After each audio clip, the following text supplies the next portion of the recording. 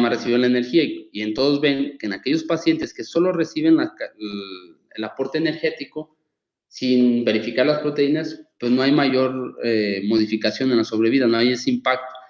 En cambio, en aquellos pacientes en los que nosotros nos ajustamos o en los que estamos verificando que en verdad reciban el aporte o por lo menos el 80% de lo que nosotros prescribimos durante la estancia en terapia intensiva, pues van a tener de manera importante una menor riesgo de mortalidad o van a tener una mayor sobrevida. Estos modelos son ajustados a los scores de severidad y estos al tiempo de inicio de la nutrición. Entonces, importante que reciban la energía, pero muy importante que reciban las proteínas, y eso vino a aclararlo mucho este estudio que se conoce como el PERMIT, porque permitía que no recibieran tantas calorías, que es un paciente que fueron nutridos de forma enteral, con la cantidad estándar o con el menos, que no recibieran las primeras 14 días de estancia hospitalaria o de terapia intensiva, que recibieran menos del 40 al 60% de las calorías calculadas. Ese fue el diseño del estudio. Pero se encargaron de que por lo menos al tercer día ya recibieran al menos el 80% de las proteínas que requería ese paciente, que se calcularon. Este estudio utilizó la fórmula de Penn State y se calcularon a 1.2 gramos por kilo. Entonces, tenemos a estos pacientes en donde a un brazo le dieron pocas calorías, pero la suficiente cantidad de proteínas, y a otro brazo le dieron muchas calorías y la suficiente cantidad de proteínas. Y cuando vemos los desenlaces, pues en realidad bajarle el aporte energético no proteico no tiene mayor impacto que dar un aporte completo de energía. Entonces pareciera que al menos en la primera etapa, que es la etapa catabólica, la etapa aguda del proceso de enfermedad del paciente, es más importante dar un aporte adecuado de proteínas, que un poquito más adelante en la conclusión vamos a hablar un poco de eso. Pero otra vez, ya sabemos todo eso, ya dijimos, sí, hay que empezar a nutrirlos, hay que darles el 80%, pueden ir mañana y checar todos los que están viendo pacientes en terapia intensiva, sí, dieron el 80%. Pero ¿qué pasa otra vez en el mundo real? Aquí sí estamos totalmente reprobados.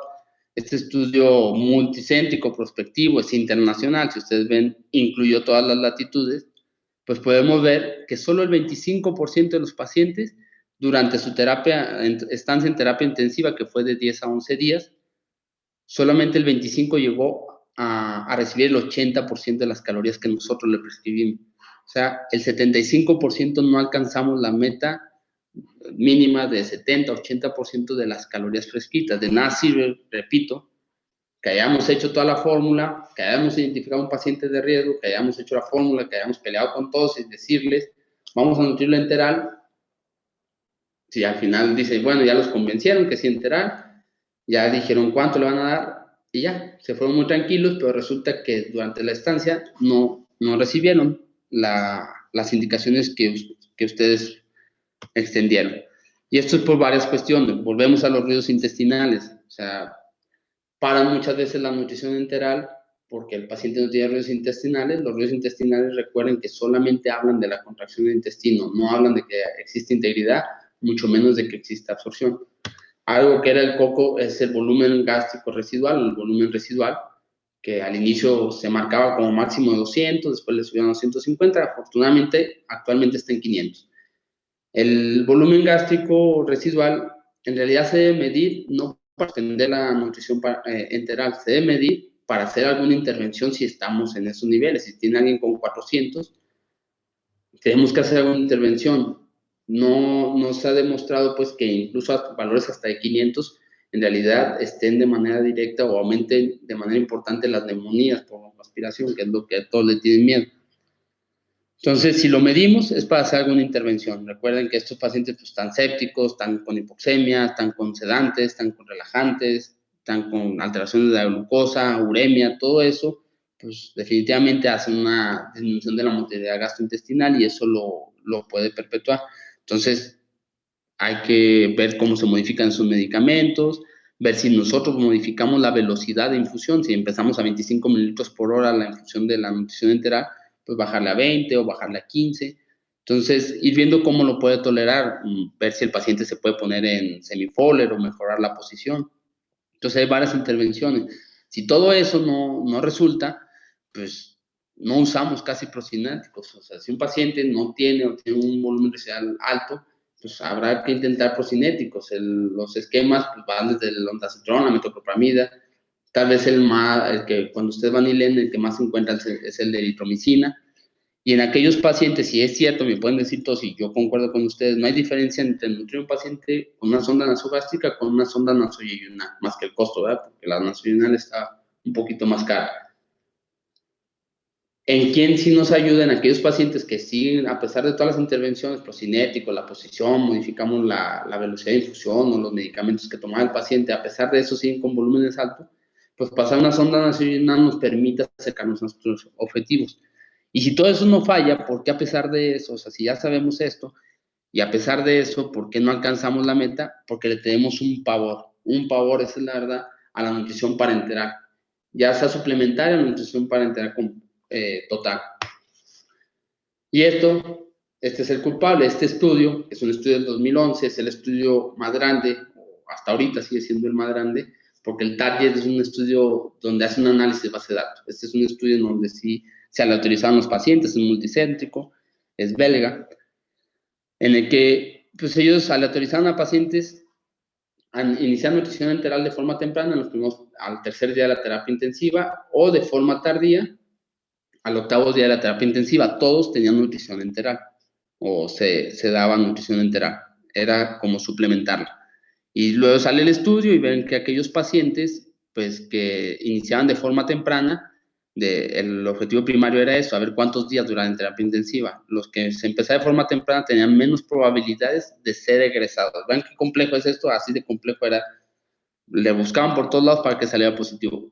Los pacientes que se iniciaban temprano tenían más probabilidad de durar más tiempo en la terapia intensiva. Ese es el desenlace. O sea, cuando vemos el desenlace que nos importa, dijimos mortalidad, pues no hay una diferencia ni en la mortalidad intrahospitalaria ni la mortalidad 90-10. No hay diferencia entre nutrir temprano o nutrir tarde. Yo no estoy diciendo que ahora sí vamos a nutrir a todos temprano, pero también debemos dejar de satanizar la nutrición parenteral. Este estudio pues tiene algunas limitaciones o algunas talones de Aquiles. La mayor parte de los pacientes, pues la diferencia fue que los tardíos se fueron a los 3 días de la terapia intensiva, y recuerden que la intervención era el octavo día, y los tempranos, pues se fueron al cuarto día. O sea, es una estancia en terapia intensiva, era una muy corta como para que de verdad requiriera una terapia nutricional. Entonces, posiblemente no eran los mejores candidatos. ¿Todos eran de riesgo nutricional alto? Claro que sí. Pero posiblemente aquellos pacientes que tenían una terapia nutricional temprana no eran los mejores candidatos. La conclusión del estudio dice que la nutrición parenteral, el inicio de la nutrición parenteral de forma temprana se asocia a mayor estancia en terapia intensiva y a mayores infecciones y otras complicaciones, así tal cual es. Pero la verdad es que la conclusión debió de decir que aquellos pacientes que son nutridos de forma hipercalórica, porque también eso pasó, los pacientes que recibieron nutrición enteral temprana, al tercer día están con el 100%, aparte del enteral, recibieron dietas hipercalóricas. Pues, entonces, la conclusión, dietas hipercalóricas se asocia a malos desenlaces, como sabemos desde hace 20, 30 años, que las dietas hipercalóricas en pacientes críticos están asociadas. Pero a pesar de eso, en base a este estudio, las guías americanas, las ASPEN, dijeron pacientes que tienen vía enteral o que tienen bajo riesgo nutricional o alto riesgo nutricional con vía enteral no se deben empezar a nutrir parenteral hasta que pasen 7 días o más. Hay otros estudios importantes, después de este sale el SPN, así es como se abrevia, es un estudio pequeño, pero en este el diseño fue un poquito diferente. Vieron aquellos pacientes que al tercer día no habían alcanzado el 60% de los requerimientos por vía enteral, entonces a ellos los empezaron a suplementar, por eso nutrición parenteral suplementaria. Y definitivamente en estos pacientes en los que se suplementaron, los desenlaces fueron a favor. O sea, tuvo menos infecciones, menos días de estancia, menos días de estancia intrahospitalaria y menos tiempo en la terapia, en la ventilación mecánica. Y yo creo que este estudio, el NutriRea, es un estudio que nos debe ayudar a quitar esta mala intervención o esta mala idea que tenemos de la nutrición parenteral. Cuando decimos pon nutrición parenteral, hasta te acusan de hereje. Entonces, hay pacientes, estoy de acuerdo, no cambiamos, la primera vía es la enteral, pero hay pacientes que se benefician de nutrición enteral. Este estudio también se los recomiendo para que lo vean, que lo analicen más a fondo. Es un estudio en donde vieron a pacientes que estaban en terapia intensiva con ventilación y con choque. Recuerden ahorita en la tabla que les enseñé de Patel, el 68% estaban y hasta un 40% con doble esquema de aminas vasoactivas. Entonces, en este estudio, ¿qué hicieron? Empezaron una nutrición temprana. Temprana la definieron como el inicio, ya sea de parenteral o enteral, en las primeras 24 horas posterior a la intubación. Si no la iniciaron en las primeras 24 horas, salía del estudio. Entonces, en las primeras 24 horas se iniciaron de forma enteral y de forma parenteral. Usaron también la fórmula de Penn State. Ellos calcularon que iban a recibir 25 kilocalorías, que en realidad lo máximo que llegaron fueron 19.8 en ambos grupos, lo cual fue bueno porque eran dietas hipocalóricas, pero todos recibieron arriba de 1.2 gramos por kilo de proteínas. Esas son una de las fortalezas que no están en el artículo, pero ya cuando analizas las tablas eso te dice. Pero entonces, pacientes que se iniciaron de forma temprana nutrición parenteral, así satánicos, son pacientes que los intubaron ahorita y ya le estaban poniendo el catéter para poner la nutrición parenteral si le tocaba ese brazo. Y les hicieron los cálculos. ¿Y qué vemos en los desenlaces? No hay una diferencia en la mortalidad, ni a 28 días, ni a 90 días, ni en terapia intensiva, ni en el hospital, ni durante todos los días de estancia, por donde le busquemos. O sea, pues tan fácil como ir a la tabla de las P, no hay una diferencia. O sea, debemos empezar a quitarnos que la nutrición parenteral estrictamente se relaciona a desenlaces adversos. Sí es cierto, en pacientes mal elegidos. Lo mismo podemos hacer un estudio donde yo le pongo una terapia lenta continua a un paciente que tiene un AQIN1, seguramente es más probable que yo le cause un daño con eso a que le ofrezca un beneficio.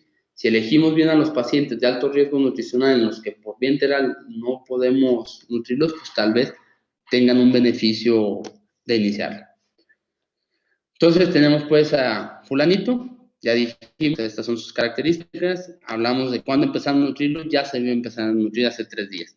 ¿Cómo nutrirlo? Definitivamente eso no cambia, la principal vía o la vía de elección va a ser la enteral, sobre todo por esos efectos de inmunomodulación que puede tener, a diferencia de la parenteral que sí tiene efectos de inmunoquinescencia, pero si no, hay que perderle el miedo a las nutriciones parenterales, al menos a veces hay que suplementar.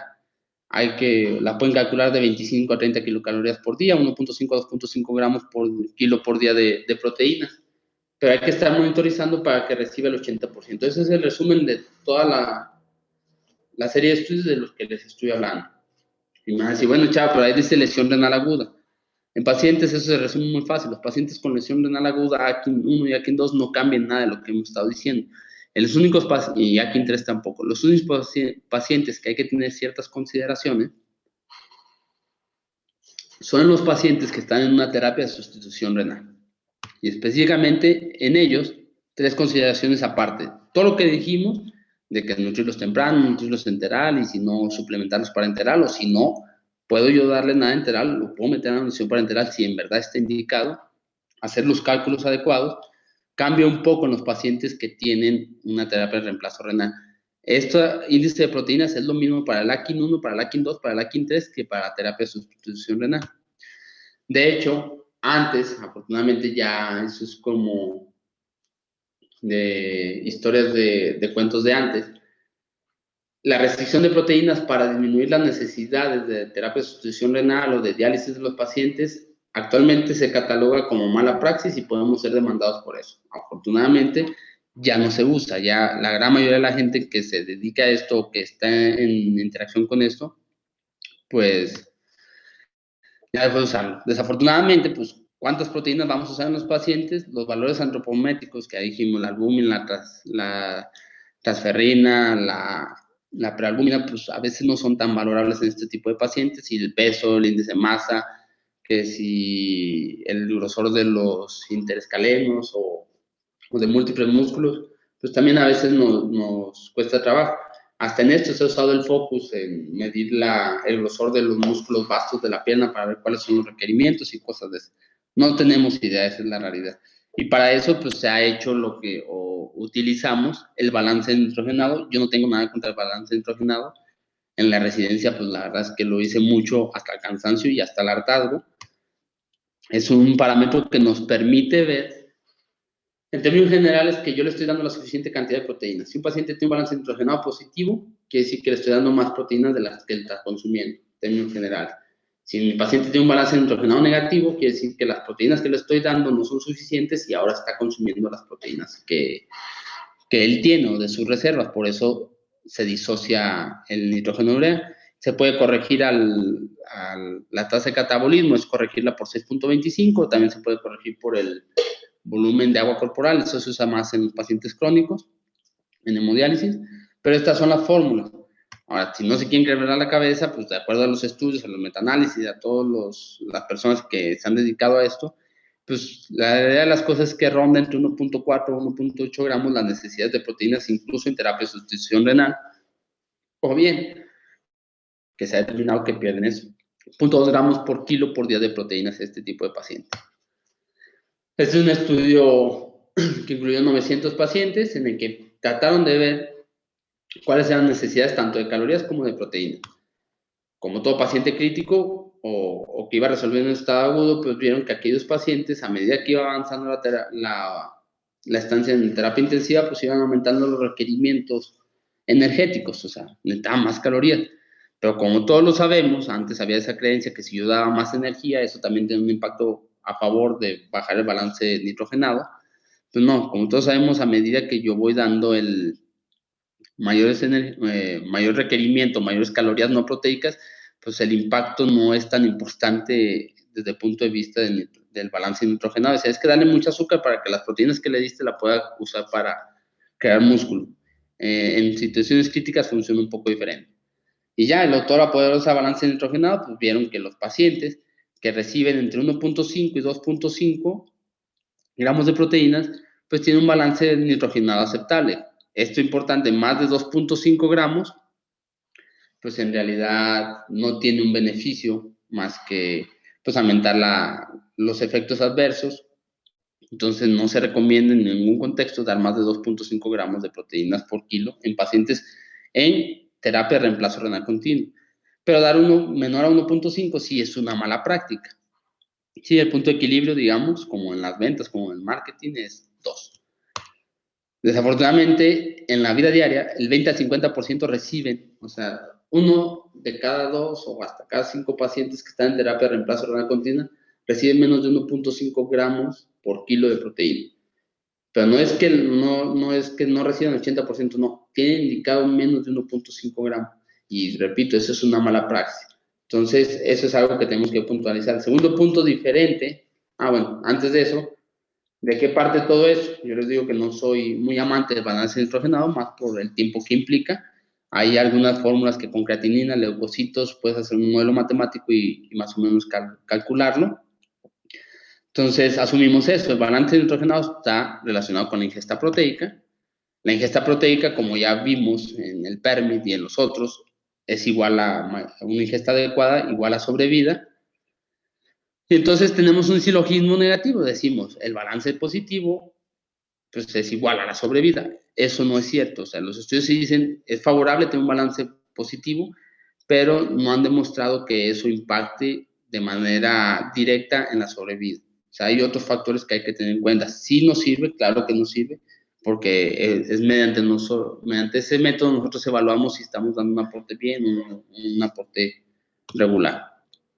Pero en términos generales, esto es lo que se tienen que encargar ustedes cuando vean un paciente crítico y que digan, ¿cómo está la nutrición? ¿Cuánto tiene de proteínas ese paciente? El segundo punto, la glutamina. La glutamina es de estas partes cuando se cambió el término de terapia nutricional.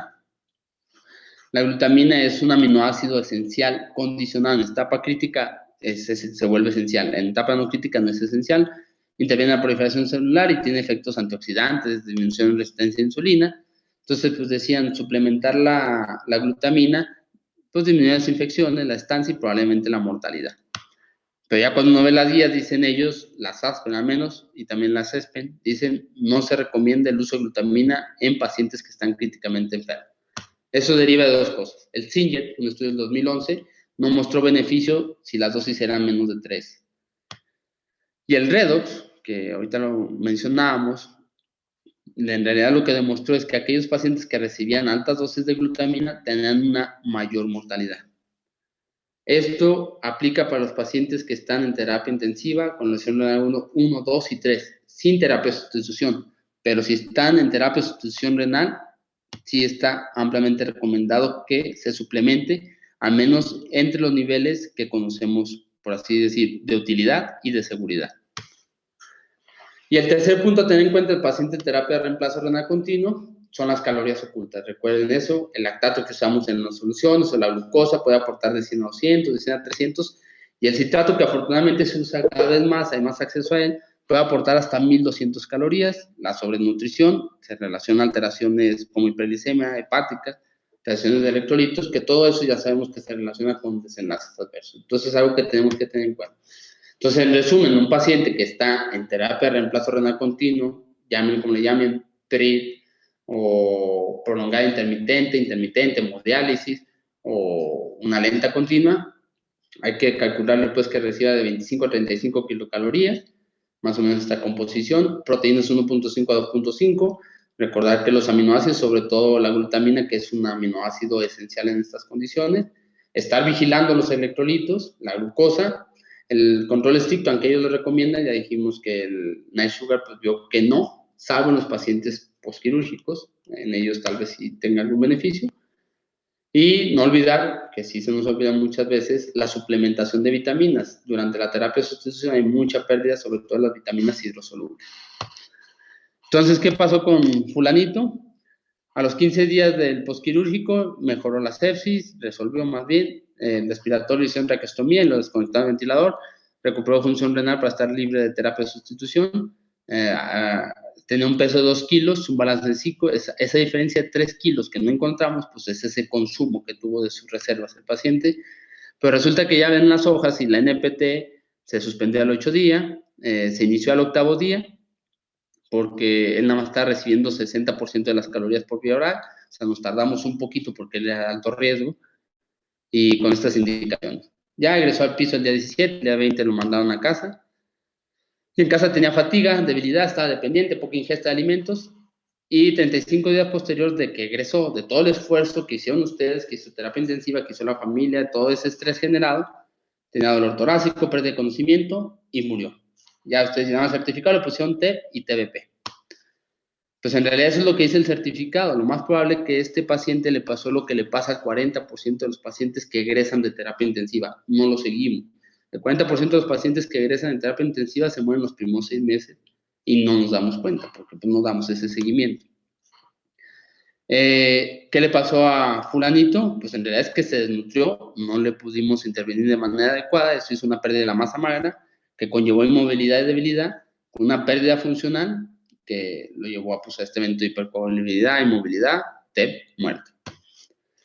Entonces, a manera de conclusiones, pues esta es toda la evaluación que nosotros tenemos que ir haciendo en pacientes en cuanto al estado nutricional. Hay que ver en aquellos pacientes en la consulta, ya hemos dicho, valorar el riesgo desde antes, en quien se puede. Hay gente que no, pues si alguien tiene un accidente ahorita, pues ese riesgo se lo valora en ese momento. Pero si alguien va a ser sometido a cirugía, sobre todo ellos que son los que entran de forma electiva en un hospital, se debe valorar el riesgo nutricional para mejorar esas condiciones y valorar si se beneficia o no se beneficia de arginina. Si no hay que quitar una uña, pues yo creo que no se beneficia. Pero a lo mejor si le van a hacer un Whipple, pues a lo mejor en algo le debe ayudar. Ahora, aquellos pacientes que ya valoramos con un estado de desgaste energético proteico, hay que entender que esa fase aguda es una fase altamente catabólica. Aquí las intervenciones van a ir dirigidas a tratar de preservar cuantas reservas se puedan, o sea, lo más que podamos de reserva, preservarlas, esa es la intención.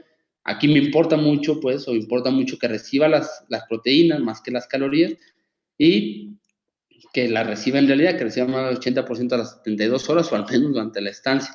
Después de eso, estos pacientes suelen entrar a una fase crónica o anabólica, en donde ya no es tan importante los requerimientos proteicos, sí hay que darlos, pero lo que hay que enfocarnos es que este paciente ahora sí requiere mayor cantidad de energía. Entonces hay que estarla modificando, hay que estarla valorando. ¿Para qué? Para que esta intervención proteica pues tenga ahora el objetivo en esta fase crónica es generar ahora reservas. Acá era conservarla, ahora es empezar a generarlas, valorar si anabólicos, afortunadamente cada vez hay más protocolos de ejercicio en pacientes con cuidados críticos. Y ya, una vez que pasa la fase de recuperación, pues de eso depende de las intervenciones que hagamos, si le va bien o si se va al cielo. Y ahí habrá que seguir ajustando estos requerimientos energéticos, estos requerimientos proteicos, valorar si continúan con anabólicos, con ejercicio, rehabilitación. Lo que tienen que entender es eso. Necesitamos iniciar de forma temprana la intervención, como le quieran llamar, enteral de preferencia, suplementada si no, y si no para enteral, si la tienen indicación. Hay que estar monitorizando las metas, o sea, que recibamos o que otorguemos lo que necesita el paciente, puede ser con el balance nitrogenado o puede ser que ustedes se encarguen de que la reciba. Y siempre esto es una revaloración constante. La segunda conclusión es eso, esto es un equipo multidisciplinario, tanto dentro del hospital, no depende nada más de médico, de nefrólogo, cirujano, enfermería juega un papel importante porque es quien lleva a cabo la intervención y claro que tenemos que apoyarnos de nutrición porque ellas tienen un mayor feeling, un mayor juicio clínico, un mayor práctica de esto que nosotros. Pero una vez que egresen no hay que olvidarnos de los pacientes, así como este renalismo, que contra eso iba esta presentación. O sea, hay que ir en contra del renalismo, no todo lo que vayamos a hablar, si esta es lesión renal aguda, pero el paciente se nutre de otra forma por otros contextos. Entonces, así como nosotros decimos, es que los pacientes con lesión renal aguda hay que seguirlos después. Pues bueno, también los pacientes críticos, debe haber esa interacción entre el médico, la familia, rehabilitación, nutrición, para evitar los desenlaces. Y a eso viene pues la última frase. Entonces, si nosotros actuamos todos en equipo, en un equipo multidisciplinario, que es lo que necesita un paciente en cuidados críticos, pues seguramente los desenlaces van a ser mejor que si queremos ser todólogos. Cualquier artículo que necesiten o cualquier cosa, me pueden mandar un mensaje. No sé si tengan alguna pregunta.